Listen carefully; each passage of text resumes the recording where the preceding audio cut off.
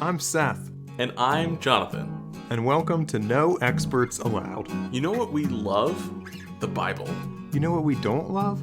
When people use the Bible to scare or hurt others, instead of allowing it to transform them and their communities. So we're trying something different. Two Bible nerds hosting a podcast that isn't about technical details, but is about two simple questions. What's the story? And what's the point? One of us will prepare for the conversation. Let's call them the non-expert. The other will respond to the story as they hear it. We'll call them, and you, the storyteller. So we can show you that you don't need to be an expert to hear the Bible speak to our world. Join us. Let's tell a good story today. Hey everyone, welcome to our 50th episode of No Experts Allowed. We are so excited to be welcoming one of our former professors, Dr. Brian Albert Smith, to the show today. Brian is going to introduce himself in just a minute, but we just wanted to give you a heads up that to accommodate Brian in our recording, the audio quality might be a little bit different than you're used to. So bear with us, and we hope you enjoy today's episode. Hey Seth, how's it going? Great. How are you, Jonathan? Seth, I am so excited. Do you know why? Well, I think so, but you tell me. Yeah, I guess I could really be excited about anything. But specifically, I'm excited for two reasons. First, this is our 50th episode of No Experts Allowed. How does that make you feel? 50 is nifty, but I don't know. It's often a significant number for a lot of people. Do you feel like it's significant for us? It's not a very biblical number, so maybe we should have celebrated the 40th episode more or something like that. I'm more excited for 52, like to mark a year of doing this. Yeah. Well, I mean, we did record 50 is some exciting. extra episodes. I don't know. That's It's true. still a significant milestone regardless. And it's also significant because we have our first ever expert on No Experts Allowed. He's breaking paradigms left and right. I am so glad that our professor and, dare I say, friend, Dr. Brian Smith, is here with us. Brian, welcome. Thank you, Jonathan. Thank you, Seth. It's delightful to be with you. And if it matters at all, I am 54 years old. So I can vouch for the niftiness of 50-ness. I don't know. I don't know if I have something that works for 54, but in any case, my 50th went by and it was just dandy. In fact, it was Excellent. a pretty good year. So, as one might say, it was nifty. Yeah, at least in my experience. I'm sure others have had different experiences with 50. But. Well, Brian, would you introduce yourself for our audience who may not be as familiar with your work and expertise or non-expertise as we are? Sure, I'd be glad to. I don't feel like an expert, although some would say that I am. My name is Brian Smith. I professionally in the classroom and in my syllabi and other places where my name appears, use my middle name, which is my father's first name, Brian Albert Smith. I am a father of one son named Jude. I am a Quaker. I teach Hebrew Bible and other necessary educational courses at Messiah University in Grantham, Pennsylvania. And I enjoy working with my hands a lot. I enjoy trees in virtually every form. Also enjoy spending a lot of time outside, hiking, particularly the Appalachian Trail, and also have a very dear friend whom I call partner, Jackie Ogega, and we have visited her home country of Kenya twice, and I look forward to going back there as well. So that just about covers everything of significance about me, I think. Wonderful. Seth, do you have any favorite memories with Brian that we can that was not part of the agreement, that are good for us to share on this podcast episode? Okay, that's an acceptable caveat. He's the only professor I've ever had where if he gets really excited because you got a question right, he throws the chalk at the wall and it explodes. I don't remember throwing chalk. I try to stick to the eraser. I feel like that's a gentler form of excitement. I'm also very exuberant when my students ask the right question, not just answer the question correctly. So, yeah. And I think that's actually part of the reason why I admire you so much, Brian, is you instilled that same love of good questions in me, I think in Seth too, and are at least part of the foundational bubblings for how this podcast came to be. So Wow. thank you for that. And thank you for being here on our nifty 50 episode celebration. But speaking of good questions, I have a very important one for both of you. What would you do in this particular situation? Would you want to only have a blanket on your bed that made you constantly itchy, or only have a blanket on your bed that was always wet? So this is a question about discomfort. Yes. Which form of discomfort do you prefer? Neither option, I don't think, unless you all feel differently, is ideal. I gotta go itchy, I think. Yeah, I think I do too. What? Yeah. You've got to be kidding me. You're gonna go to the wet blanket. You'd rather be itchy than wet? Unless it's a metaphorical wet blanket. I think there are more problems with a wet blanket than with an itchy blanket. See, my thought is if I have to go with one of these, I'm going to go with the wet blanket and get a water bed and just assume that I'm swimming, or that I'm sleeping in the ocean. Not metaphorically sleeping with the fishes, but in my imagination, sleeping with the fishes. I hate being itchy. I would take consolation knowing that for centuries, Christian ascetics have slept in very coarse bedding. And I would try to find I would try to find commonality with their spirit during my itchy nights. I just thought that the wet blanket defeated the purpose of it being a blanket. Fair. Yeah, that's good. Well, I guess I'll be the wet blanket on this fun conversation and transition us to an also fun, hopefully, conversation about a psalm tonight. So, Seth, would you go ahead and read Psalm 4 for us? I'd love to. This is Psalm 4 from the altar Psalter. For the lead player with stringed instruments, a David psalm. When I call out, answer me, my righteous God. In the straits, you set me free. Have mercy upon me and hear my prayer. Sons of man, how long will my glory be shamed? You love vain things and seek out lies. Selah. But know that the Lord set apart his faithful. The Lord will hear when I call to him. Quake and do not offend. Speak to your hearts on your beds and be still. Selah. Offer righteous sacrifices and trust in the Lord. Many say, who will show us good things? Lift up the light of your face to us, Lord. You put joy in my heart. From the time their grains and their drink did abound. In peace, all whole, let me lie down and sleep. For you, Lord, alone, do set me down safely. Okay, why'd you bring us this translation this week?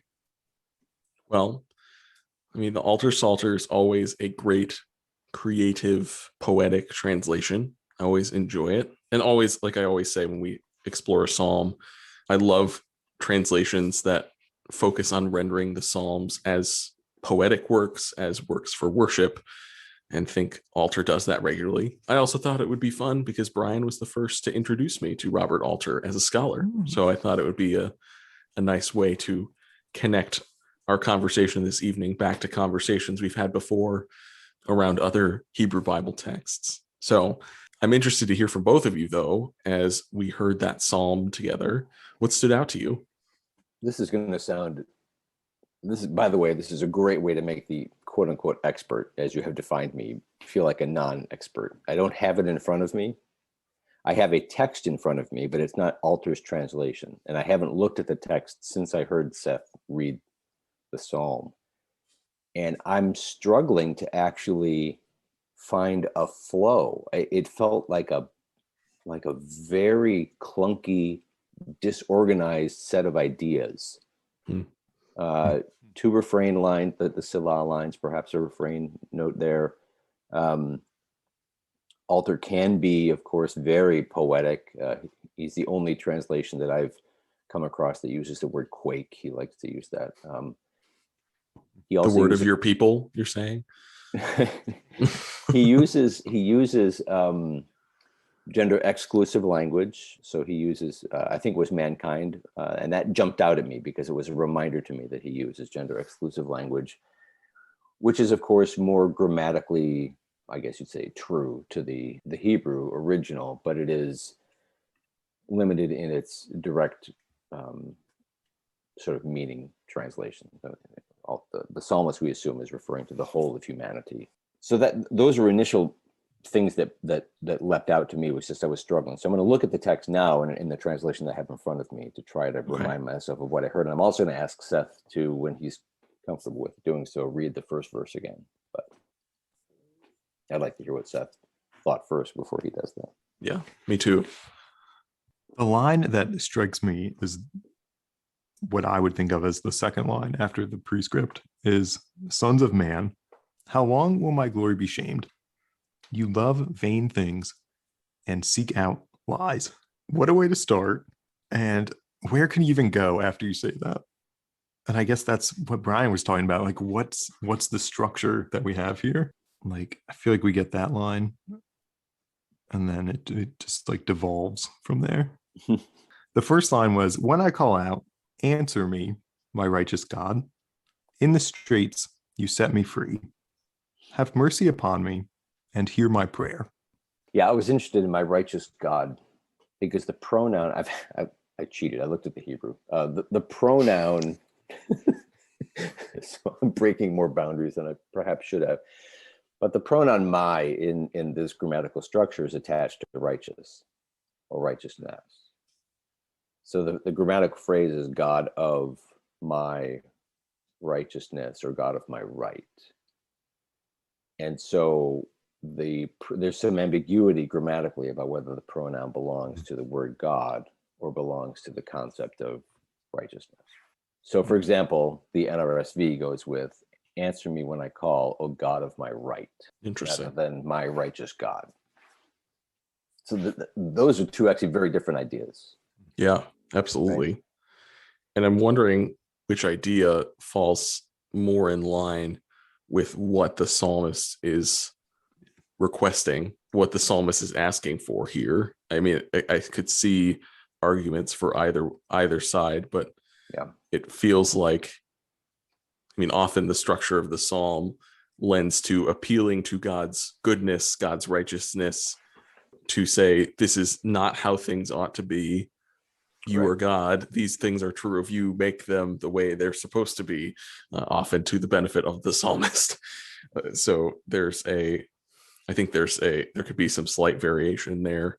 I will say too, one of the things that Alter briefly covers in his commentary on this psalm is that it is likely that because of the kind of broken, choppy structure and syntax, that some of the psalm may be missing, that there may be pieces that are lost to history, and this is what has made it in manuscripts and translations and all that between the time of its writing and now, which may explain some of the choppiness, in addition to how Alter translated some of these things.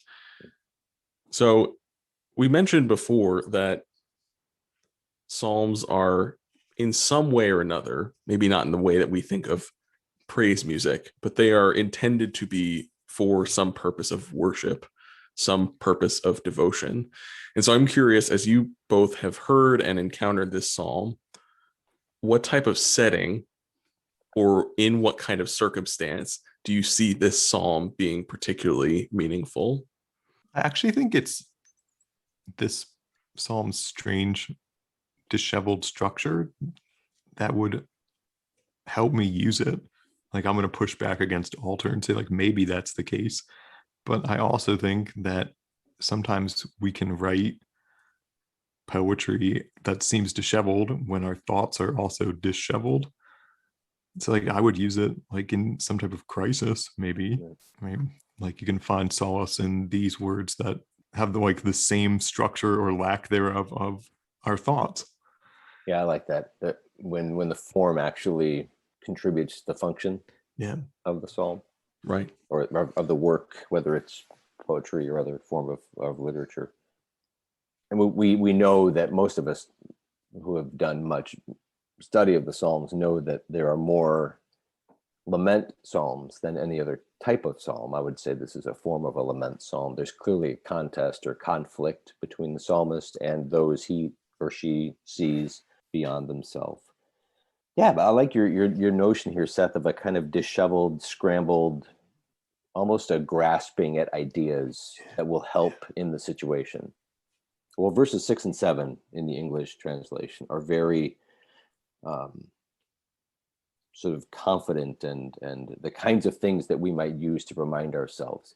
I could also describe them as the kind of almost trite Christian easy kind of language we use to make ourselves or others feel better in difficult situations. What I don't know what to do with is the bed verse. Can you give me Alter's translation of verse 4 in the English? Yeah, so that verse is, quake and do not offend, speak in your hearts on your beds and be still. Wow. Quake and do not offend, speak in your hearts on your beds and be still.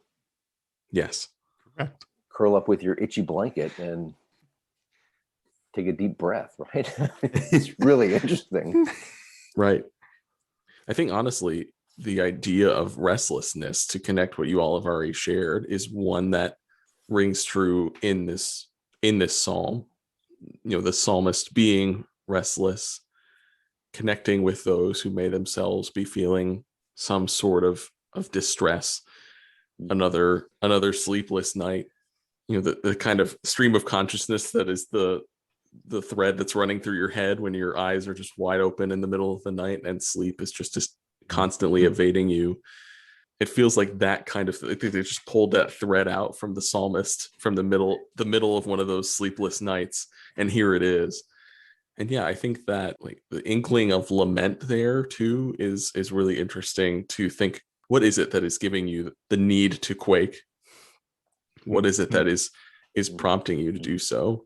And I think one of the other things that's kind of choppy throughout the psalm too is who is speaking. Is God speaking? Like it's kind of unclear at some time. Is this a psalm about God, appealing to God? There's no direct reference of God speaking unless I'm missing something. And yet the second verse in the English translation, at least as Alter renders it, reads, "Sons of man, how long will my glory be shamed?" And "my" is capitalized, which in Alter's translation is indicating that it's referring to God, but there's no other mention of God speaking, and everything else is an appeal to God or language about God. And that's that moment, that verse that Seth read before, like that moment of reflection. If this translation is rendering that accurately, is God kind of interjecting in the midst of this restlessness. And I think it completely changes is the psalmist concerned because God is being dishonored? Or is the psalmist frustrated because the psalmist is suffering dishonesty from the sons of man, right? As Walter translates it. I mean, I frankly prefer the lowercase my. This is a frustrating situation for the poet, dealing with some form of personal injustice, clinging to this idea in verse 1 that God is the God of her right or his right. Almost it tries to settle down the soul with these various platitudes, offer sacrifices, trust in Yahweh. There are many people who say that we might see good, blah, blah, blah. And then at the end, just simply, I've got to lie down in peace and sleep, despite the itchy blanket, because you alone, O Lord, make me lie down in safety. One of my students last week gave a book review report. So she read a book, and then this is in biblical interpretive criticism. So they were assigned to select a text that was dealing with some biblical interpretation of a particular passage. And then they had to read the text and then report back to us on the particular methodologies that they found the author using. And feel free to edit this all out later, but I found it really fascinating. The author was grappling with the passages in one of the Pauline epistles that, I mean, the particular conflict doesn't matter, but scholars have generally found Paul to be sort of two minds in this particular text. I think it was First Corinthians. And what this author is positing is that Paul is actually quoting his challengers in the congregation to which he's writing. And then he's responding to those challengers. And what we don't have are the quotation marks. Like, we don't have the italics that identify when Paul is speaking or when he is presenting their argument, and then he counters that argument. So I'm thinking of these, like verses 6 and 7 and 5 particularly. These are voices that are popping into the psalmist's head. This is how you make yourself feel better. This is what you do in these kinds of situations, as the psalmist lies there wrapped in this itchy blanket. I keep thinking of Luke Skywalker on that godforsaken island in tormented discomfort. And then ultimately the comfort is not at all in those external platitudes, but rather in the internal resonance that is found in Yahweh, who is, in verse 1, the God of justice or righteousness. And that idea, I think, Yahweh, make me lie down in safety just as you will. Answer my call because you are the God of my right, or the God of my righteous God. Apologies, mini sermon over. We have those all the time. Yeah. I always enjoy exploring Psalms on our podcast because, unlike maybe a Pauline letter or a gospel, it often has so much less to do about historical context and a lot more about imagination and considering what possible setting or settings could this emerge from. And I think with that in mind, the kind of the direction we've gone with this, the idea of restlessness, the idea of kind of these empty platitudes to try to address that, I think I'd like to transition us to a conversation about the point or a point of the psalm and really just consider what our theology is for those who are restless, for those who are inconsolable. I feel like I've been on at least the receiving end, and probably, and I need to seek forgiveness for it, but probably on the distributing end of some of these platitudes when I'm working with folks who are in distress. And so much of that, without us realizing it, stems back to our own beliefs, our own theology about who God is, about where God is, when restlessness is all that we experience, when maybe it's grief or anger or worry. They're so overwhelming that we can't help but quake.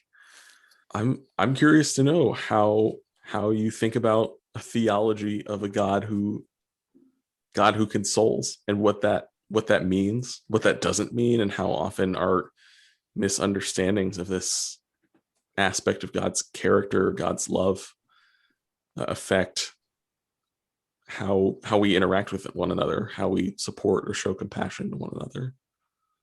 Okay, this is a big question. Jonathan's like, okay, now give us your theology of suffering. Yeah. Not as many words, right? Yeah. I would like to respond with a question that's actually not my question, but I think it's the best question. And it was given to me by a dear friend as I faced not suffering in the kind of suffering that many people endure. It was an imagined suffering. It was a fear, really. I was afraid of a potential consequence on the horizon, a potential happening on the horizon. And so I was in some ways tormented, but the suffering hadn't really arrived yet. I was just anticipating something. And the question was, first of all, what's the worst that could happen? So once I had been forced to articulate the worst possible thing that could happen, the question was, and where would God be? So it completely removed God from the causality question and simply asked about the presence of God. And of course, I had to respond, God would, of course, be right there in the midst of the suffering. So if I had to answer in podcast form, what's my theology of suffering, it would be God is present in suffering. I also wonder And if yeah, is that the end? Yeah. Well, I'm also wondering, Brian, if those questions aren't our theology of suffering, and I don't want to speak for everyone here, but really considering the implications of our particular situation, and considering what is the lived, tangible reality of that situation, understanding where it came from, if we have the privilege of doing so, even understanding the science behind it or the medicine or medical practices behind it, and then saying, where's God? And those answers might vary wildly, Mhm. but there's still a sacredness to exploring our restlessness in such a way. What do you think, Seth? Yeah, I'm thankful that like we can entertain all of these doubts about ourselves and about what God's doing in the maybe the midst of our suffering, but that God never has those same doubts about us. Like even in the midst of this seemingly like confusing situation of like dishonesty about God, or from people who are telling dishonest things about the psalmist, like the psalmist can still end, "For you, Lord, alone do set me down safely." Like what never wavers in my theology of suffering is God's activity and God's presence with us. What's the gospel? Do you know the gospel text for this Sunday that this is for? This is in Luke 24, after the Emmaus Road encounter, Jesus's appearance to the disciples, where he eats the broiled fish. There's such an interesting detail. Yeah. Broiled. I think it's grilled. Yes. I don't know, broiled. According to the Vanderbilt lectionary rendering, Broiled Hmm. sauteed. Yeah. little lemon juice and white wine. That didn't help me at all. What does that tell you about? But no, but I think it's actually an interesting point, because we often are like, Easter, yay, resurrection, woo, it's all fixed. But the disciples were hiding in their house, terrified, Right. apparently broiling up some fish to try to console themselves. So this isn't where he meets them on the shore, right? This is when he walks through the wall and eats. No, it's in Luke. Yeah, so that's like Okay. they were in hiding. The disciples who walked to Emmaus with Jesus return. Right. Maybe this gets at what we were talking about before, but something about how when God's activity leaves us with more questions than answers, things like the resurrection, where things are happening that have never been experienced before in the narrative, and the fact that this kind of distressing lament psalm is paired with that resurrection text. And I think it's quite gorgeous, though, if you think about that, though, right? What the resurrection does for us with 2,000 years of hindsight is vastly different from what it does to the people at the end of Luke and the end of Mark, right? I mean, they're in a deeply different place than we are right now. Yep. So maybe in that way, the psalm actually does connect us to the experience of the disciples. If the psalm is essentially an experiential response to this, well, it's a heartfelt response to this experience of the itchy blanket, if you will, of the itchy blanket of conflict with people or concern for God's reputation or whatever this is. Maybe that does in some ways connect us to the actual experience of those who were dismayed. Yeah, the kind of the chaotic stream of consciousness of when Jesus appears to the disciples, of like, well, if I could put my hand in his side, then I'd believe. Well, maybe he should eat this fish. Then I'd like. It feels like all of those, like, kind of running down that list of. What can you not imagine? Platitudes, but running down the list of everything Jesus ever said to try to figure out if there's any clue in anything he said for the last 3 years that would let us give us. If you were really Jesus, you would know. What did you sing for me on my birthday last year? I do think it's worth reiterating Jonathan's point that the Psalms work so beautifully because they're essentially timeless. vehicles for human experience shared across culture, across century. And for someone like me who is typically platitude averse, this kind of thing where we, at least in our reading right now, then this evening, we're identifying these things as platitudes. Right. We're finding them to be, the psalmist doesn't, what he really lands on is this idea, this internal comfort despite the itchy blanket. So in our present reading right now tonight, I'm very comfort despite my discomfort. And maybe that's what's being sought and being received after all. Great. Well, do either of you have anything else, or can I offer a prayer to close our time? I'm just full of gratitude for the time with you guys. Very nice.